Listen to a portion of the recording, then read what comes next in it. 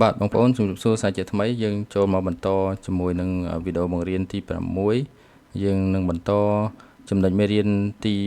3នៃវីដេអូទី5ដែលយើងបានសិក្សាកន្លងមកអញ្ចឹងនៅក្នុងចំណុចបន្តយើងចាប់ផ្ដើមពីចំណុច 1.1 នេះទៅនៅក្នុងមេរៀនទី3ដដែលបាទ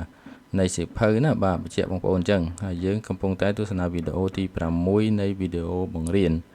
អូខេ 1.1 ស្គាល់ពី menu tab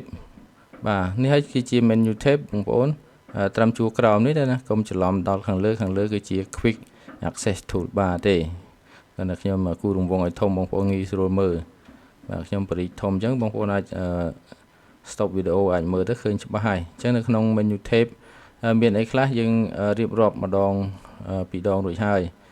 វាមាន tab file tab home insert អីចឹងទៅនេះខាងក្រោមនេះគឺជាព័ត៌មាន detail អំពី menu tab បងប្អូនមើលខាងលើមានយ៉ាងម៉េចនៅក្នុងខាងក្រោមនោះខ្ញុំរៀបរាប់បែបហ្នឹងហើយបាទទី1មាន tab file ទី2 tab home ទី3 insert ទី4 layout បាទ page layout ហ្នឹងទី5 formula data review view developer acrobat power pivot មិនមែនមានតែប៉ុណ្្នឹងទេយើងអាចបន្ថែមកន្លែង tab នឹងបានច្រើនទៀតតាមរយៈ option របស់ Excel អូខេប៉ុន្តែថ្ងៃនេះយើងមិនទាន់រៀនពីការបន្ថែមចំណុចនៃ tab នឹងទេយើងគ្រាន់តែមកស្គាល់អំពី menu tab នឹងទាំងអស់គ្នាតែចំណុចទី2ស្គាល់ពីក្រុម menu tab អញ្ចឹងជាទូទៅនៅក្នុង tab នីមួយៗវាមានក្រុមផ្សេងៗគ្នាបងប្អូនអាចមើលនៅក្នុង tab home មានក្រុមទី1នេះគេហៅថា clipboard បាទនេះគេហៅ group clipboard ហើយទី2 group font ទី3 group alignment ទី4 number ទី5 style ទី6 cell និងទី7 editing ហ្នឹងនៅពេលដែលយើងចូលទៅក្នុង tab ផ្សេង insert យើងនឹងឃើញ group ផ្សេងគ្នាទៀតបងប្អូនសង្កេតមើលនៅក្នុង tab នីមួយៗតែងតែមានបែងចែក group ទៅតាមប្រភេទ tool ផ្សេងៗគ្នានេះទាមទារឲ្យបងប្អូនឧស្សាហ៍ចូលមើលនៅក្នុង tab ហ្នឹងបងប្អូននឹងចងចាំថាតើ tool មួយណាដែលយើងប្រើជាប្រចាំហ្នឹងនៅក្នុង tab អ្វីហើយនៅក្នុង group មួយណាបងប្អូនអាចចូលមើលម្ដងមួយ tab ដោយខ្លួនឯងជាបន្តពីព្រោះខ្ញុំនឹងមិនលម្អិតឲ្យគ្រប់ tab នឹងទាំងអស់ទេបងប្អូនអាចស្វែងយល់អំពី tool នៅក្នុង tab នីមួយៗរបស់ computer បងប្អូននឹងដោយខ្លួនឯងបានជាបន្ថែមទៀតណាបាទអញ្ចឹងពេលបងប្អូនចូល layout នេះយើងនឹងឃើញ group របស់ tab នឹងផ្សេងពីមុនទៅទៀតបាទឃើញទេវាខុសគ្នារហូតណាបាទក្នុង formula ក៏វាមាន group ផ្សេងដែរវាមានតិចច្រើនទៅតាម tab នីមួយៗបាទ tab data អញ្ចឹងទៅបាទវាមាន group ផ្សេងពីគ្នាទាំងអស់អូខេនេះគឺជាចំណុចនៃ menu tab ណាឬក៏ក្រុម menu ហ្នឹងអូខេដល់ទី2ការណែនាំឲ្យស្គាល់ sheet row column cell និង cell pointer ចំណុចទាំងអស់នេះក៏ខ្ញុំបានរៀបរាប់អំពីផ្ទាំងវីដេអូផ្ទាំងកម្មវិធីនៃវីដេអូមេរៀនទី5ដែរក៏ប៉ុន្តែកន្លែងនេះយើងមានការបន្ថែមចំណុចខ្លះដូចជាចំនួន row ចំនួន column អញ្ចឹងណាអញ្ចឹងបងប្អូនអាចស្គាល់ row sheet ឬក៏ column ហើយប៉ុន្តែយើងអត់ទាន់ដឹងពីចំនួនជាក់លាក់របស់ row ឬក៏ចំនួន column ហ្នឹងតើមានប្រមាណនៅក្នុង Excel sheet បាទ sheet គឺជាផ្ទាំងនៃសញ្ញាកិច្ចការដែលមាននៅក្នុង workbook ហ្នឹងធម្មតាយើងបើក workbook មួយមកយើងឃើញ sheet តែមួយទេអញ្ចឹងនៅពេលដែលយើងបើក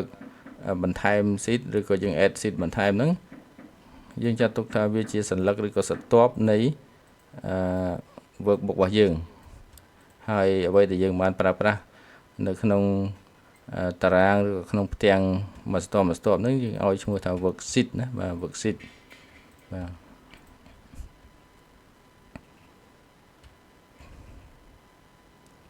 បាទ row តែយើងចូលដល់ចំណុចទី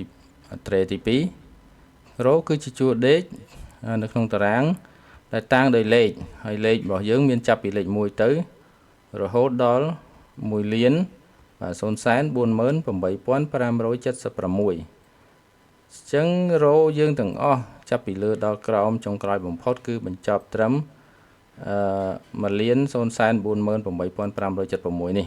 បាទសរុបនេះចំនួនសរុបរបស់វាគឺប៉ុណ្ណឹងបាទ column គឺជាជួរឈរនៅក្នុងតារាងដែលតាំងដោយអក្សរបាទអញ្ចឹង row យើងតាំងដោយលេខចាប់ពីលេខ1ទៅហើយបញ្ចប់ដោយលេខដូចគ្នាដល់1,048,576ហ្នឹងហើយ column តាំងដោយអក្សរចាប់ពី A ហើយបញ្ចប់ទៅដល់អក្សរ HFD បាទចំនួន column ទាំងអស់នៅក្នុង sheet នីមួយៗមានចំនួន 16,384 ជួរបាទមានន័យថាជួរឈរណាមាន 16,384 ជួរឈរបាទអញ្ចឹងបងប្អូនមើលនៅក្នុងនេះកន្លែងហ្នឹងបងប្អូនអាចមើលនៅកន្លែងនេះណានេះបាទដើម្បីបងប្អូនចង់ដឹងថានៅក្នុង Excel យើងទាំងមូលមានជួរដេកប៉ុន្មានមានជួរឈរប៉ុន្មានបងប្អូនចុចនៅជ្រុងនេះណាឃើញម៉ៅខ្ញុំដាក់នៅកន្លែងពីលើលេខ1ហ្នឹងបងប្អូនចុចឲ្យជាប់មកបងប្អូនឃើញហើយអញ្ចឹងនេះជាចំនួន row បាទ 1,048,576 ហ្នឹងតាំងដោយអក្សរ R ហ្នឹងគឺ row ណាហើយបងប្អូនមើលនៅខាងនេះ 16,384 គឺតាំងដោយភ្ជាប់នឹងអក្សរ C ហ្នឹងមានន័យថា column បាទសូមបញ្ជាក់ថា row គឺជួរដេកបែបនេះហើយនឹង column ជួរឈរបែបនេះចំនួនប៉ុន្មានបងប្អូនចុចមើលនៅជ្រុងខាងលើលេខ1ហ្នឹងចុចឲ្យជាប់មកវានឹងបង្ហាញនៅកន្លែង name box អូខេតោះយើងបន្តទៅមេរៀនយើងបន្តទៀតបាទ cell ជាចំណុចប្រសពគ្នា row column ខ្ញុំបានបញ្ចូលរួចហើយបាទហើយបងប្អូនអាចមកមើលបន្ថែមបាននៅក្នុងនេះក៏ពិតcell យើងមិនងាយរាប់ទេប៉ុន្តែនៅក្នុងនឹងទោះបីយ៉ាងណាក៏គេរាប់ឃើញដែរយើងអាចគ្រាន់តែគុណចំនួន row column ទៅក៏ឃើញដែរអញ្ចឹងបងប្អូនចង់ដឹងថាមានប៉ុន្មានបងប្អូនអាចតេស្តសាកមើលទៅនេះគឺជាចំនួនសរុបបងប្អូនអាចគណនាមើលអាចត្រឹមត្រូវអត់អញ្ចឹងបើមានកំហុសកន្លែងណាសូមអធិស្ឋានផងកន្លែងចំនួនហ្នឹងអូខេ cell pointer គឺជាចំណុចដែលបញ្ជាក់ពីទីតាំងរបស់ cell ដែលយើងកំពុងឈរនៅបងប្អូននៅក្នុង Excel នេះបងប្អូនឃើញស៊ុំពណ៌ខ្មៅហ្នឹងណាជុំវិញហើយមានចំណុចជ្រុងមួយខាងក្រោមពណ៌ខ្មៅហ្នឹងអាហ្នឹងគេហៅថា cell pointer ពេលដែលខ្ញុំយកមកចុចនៅកន្លែង F5 អញ្ចឹងទីតាំងហ្នឹងហើយដែលគេហៅថា cell pointer ណាទីតាំងដែលយើងកំពុងតែឈរនៅហ្នឹងបើខ្ញុំដូរអញ្ចឹង cell pointer ខ្ញុំក៏ដូរអញ្ចឹងដែរនេះយើងយកមកចុចកន្លែងផ្សេងអញ្ចឹង cell pointer វានឹងបង្ហាញហើយបាទស៊ុំជុំវិញហ្នឹងបាទអរគុណយើងតទៅទៀត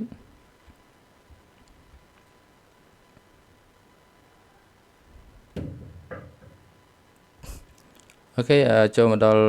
2.1 ស្វែងយល់អំពី workbook និង worksheet កន្លែងហ្នឹងចង់បញ្យល់បកក្រោយបន្តិចបងប្អូន workbook ពេលដែលយើងបើក Excel ថ្មីមកបងប្អូននឹងឃើញនឹងតម្រងជាច្រើននេះបាទ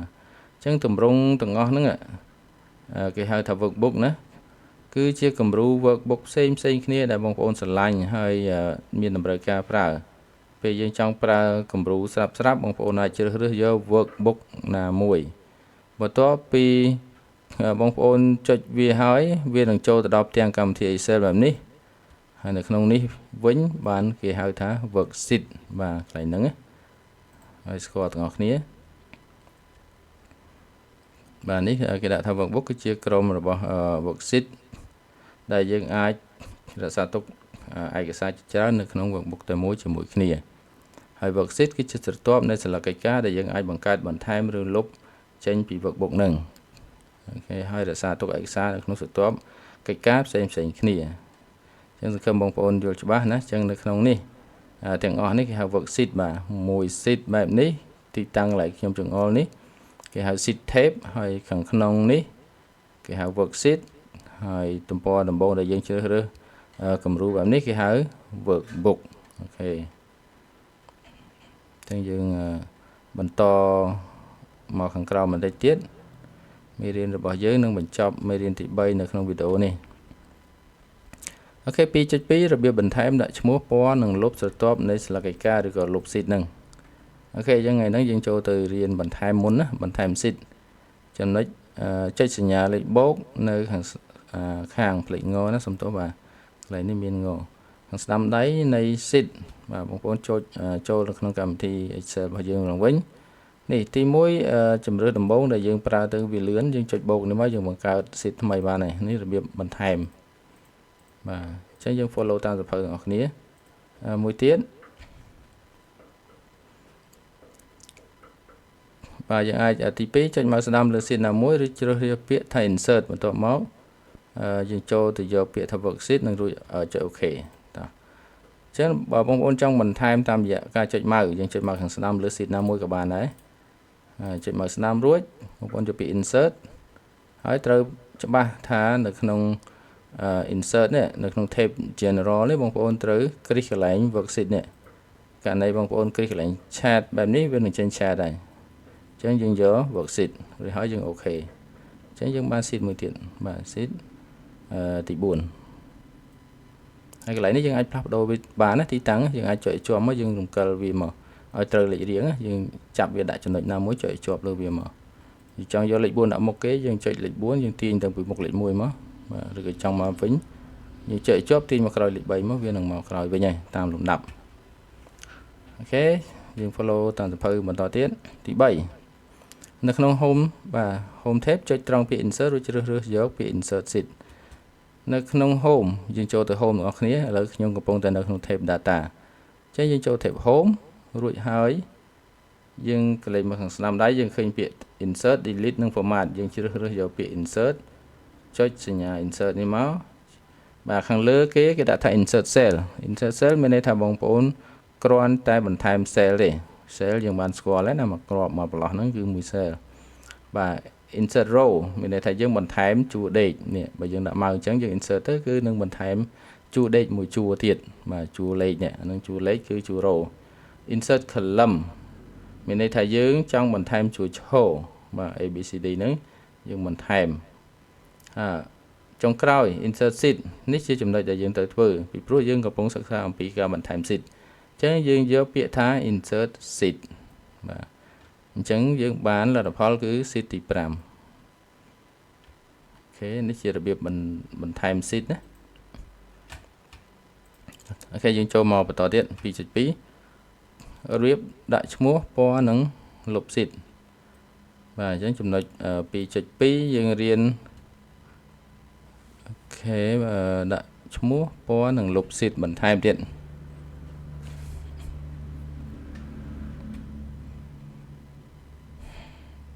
បងប្អូនយើងមើលមេរៀនបន្តិចមកបាទត្រីទី1 insert គឺដើម្បីបន្ថែមហើយ delete គឺដើម្បីលុប rename កែឈ្មោះ move or copy ដើម្បីចម្លងនិងបដូរទីតាំងបាទ view code ដើម្បីបង្ហាញកូដ protect sheet ដើម្បីចាក់សោការពារ sheet ឲ្យយើងឲ្យមានសុវត្ថិភាពអញ្ចឹងណាបាទ tab color ដើម្បីផ្លាស់ប្ដូរពណ៌ហើយដើម្បីលាក់sheet របស់យើងហ្នឹងបាទហើយ unhide នេះគឺ unhide នេះហើយបាទដោយសារក្នុងសៀវភៅយើងវា load font មកក្រោមអញ្ចឹងកន្លែង unhide នេះគឺដើម្បីបង្ហាញ sheet ឡើងវិញ select all sheet ដើម្បីធ្វើការជ្រើសរើស sheet ទាំងអស់អូខេអញ្ចឹងយើងចូលដល់ក្នុងកម្មវិធីយើងដើម្បីល្បិតឡើងហ្នឹងនេះបងប្អូនចុចមកស្ដាំមកបងប្អូនឃើញពាក្យដែលខ្ញុំបានscreenshot ដាក់ក្នុងសៀវភៅបង្ហាញមិញណានេះវាតូចអញ្ចឹងខ្ញុំអាច zoom បន្តិចមកប៉ុន្តែកន្លែងនេះទោះបី zoom ក៏វានៅតែតូចអញ្ចឹងដែរវាជាប្រព័ន្ធកម្មវិធីដែលវាកំណត់មកអញ្ចឹងខាងលើនេះបងប្អូនអាចចុច insert ណាទី1ដើម្បីបន្ថែមទី2គឺលុបនេះបើយើងចង់លុបយើងគ្រាន់តែយក delete មកអញ្ចឹង sheet យើងនឹងបាត់ចេញពីជួរនៃ tab sheet ហ្នឹងហើយ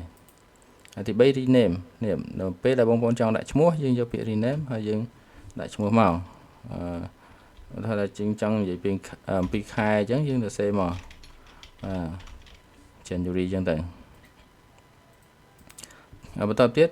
move or copy កន្លែងនេះទីតាំងសម្រាប់យើង move sheet នឹងទៅណាឬក៏យើង copy ទៅណាអញ្ចឹងណាហើយយើងចុចមកបើសិនបងប្អូនចង់យកទៅដាក់នៅទីណាយើងអាចជ្រើសរើសទៅបាទបុក1នឹងទៅហើយយើងជ្រើសរើស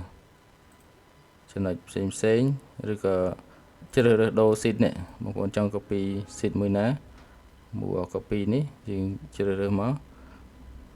បើសិនជាបងប្អូនមិនគ្រីសកន្លែង create a copy នេះទេគឺវា move ទៅហើយអញ្ចឹងបងប្អូនបើសិនជាចង់ copy យើងយកកន្លែងនេះ create a copy ចេញមកបាទអញ្ចឹងវា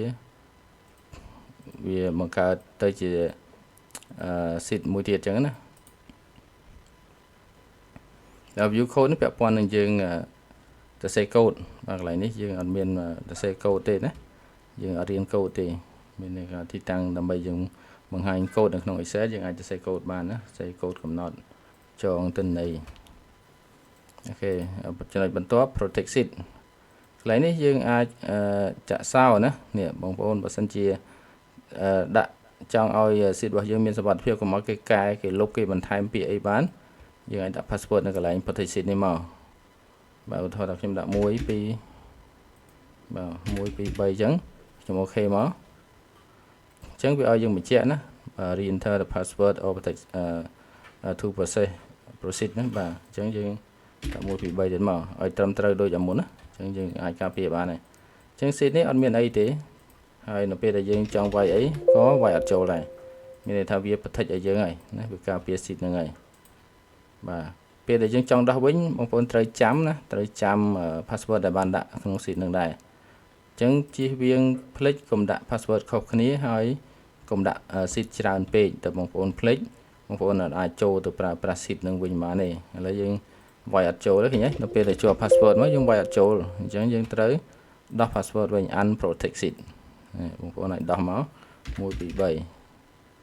ចឹងយើងអាចវាយបញ្ចូលទិន្នន័យវិញបានធម្មតាអូខេតោះណាបងប្អូនឡើយហ្នឹងបាទចំណុចបន្ទាប់គឺ tab color អានេះយើងចង់ដាក់ពណ៌ឲ្យ sheet នេះយើងកន្លែងនេះស្រួលទេបងប្អូនអាចរាវមើលបន្តិចទៅបាទឆ្លាញ់ពណ៌អីដាក់ពណ៌ហ្នឹងណាចុចមកស្នាមមកយក tab color មកយើងដាក់ពណ៌មកចំណុចបន្ទាប់ទៀតហើយគឺយើងលាក់បាទលាក់ sheet ហ្នឹងទៅ sheet យើងមានប៉ុន្មានយើងចង់លាក់ទាំងអស់ក៏បានយើងចង់លាក់ខ្លះទៅឥឡូវលោកគ្រូខ្ញុំសូមលាក់ sheet នេះមួយហើយអញ្ចឹងវាបាត់លាក់នេះមួយទៀតក៏បាត់លាក់នេះមួយទៀតក៏បាត់ដែរបងប្អូនឃើញវាលាក់ឲ្យយើងចុះនៅពេលចង់បង្ហាញវិញយើងត្រូវយកម៉ៅស្ដាំឲ្យយកម៉ៅមកដាក់លើហ្នឹងចុចម៉ៅស្ដាំដដែលយកអានហើយយើងជ្រើសរើសណានៅក្នុងតារាងអានហើយនេះនៅក្នុងប្រអប់អានហើយនេះវាបង្ហាញទាំងអស់នៅ sheet ដែលយើងបានលាក់អញ្ចឹងបងប្អូនចង់បង្ហាញ sheet ណាមួយវិញយើង select លើ sheet ហ្នឹងហើយយកពាក្យ OK អញ្ចឹងវានឹងមកវិញហើយវាមិនឲ្យយើងមកម្ដងទាំងអស់ហើយណាអញ្ចឹងបងប្អូនអាច select វាម្ដងមួយមកអានហើយយើង select បានតែមួយទេនៅក្នុងហ្នឹងណាអញ្ចឹងយើងអូខេមកបាទអានហើយអូខេអានហើយអូខេបាទអញ្ចឹងយើងបានមកវិញទាំងអស់ហើយ sheet ដែលយើងលាក់ណាអញ្ចឹងពេលខ្លះកិច្ចការរបស់យើងមួយចំនួនយើងចង់លាក់បាំងអំពីភ្នែកអ្នកដទៃដែលគាត់នៅក្បែរយើងដែលគាត់ចង់មើលកិច្ចការយើងអញ្ចឹងណាយើងអត់ចង់ឲ្យព័ត៌មានរបស់យើងត្រូវគេតាមដានបានអញ្ចឹងយើងអាចលាក់វាខ្លះឬក៏យើងបិទវាការពារការលួចកែអញ្ចឹងទៅអូខេយើងបកទៅក្នុងសៀវភៅរបស់យើងបន្តទៀតមេរៀនរបស់យើងខ្ញុំសន្មតថាយើងបញ្ចប់តាមចំណុចនេះចាស់ហើយវីដេអូបន្ទាប់យើងនឹងបន្តទៅវីដេអូបង្រៀនទី7ប៉ុន្តែយើងទៅតែចូលដល់មេរៀនទី4នៃចំណុចនៃសៀវភៅតែប៉ុណ្ណោះបាទអញ្ចឹងបងប្អូនយើងនឹងជួបគ្នានៅមេរៀនទី4ក្នុងសៀវភៅហើយនៅក្នុងវីដេអូបន្ទាប់អញ្ចឹងថ្ងៃនេះខ្ញុំសូមបញ្ចប់ត្រឹមតែនេះអរគុណសម្រាប់ការទស្សនាដល់ចប់នៃវីដេអូនិងសូមជួបគ្នានៅវីដេអូក្រោយបាទអរគុណជម្រាបលា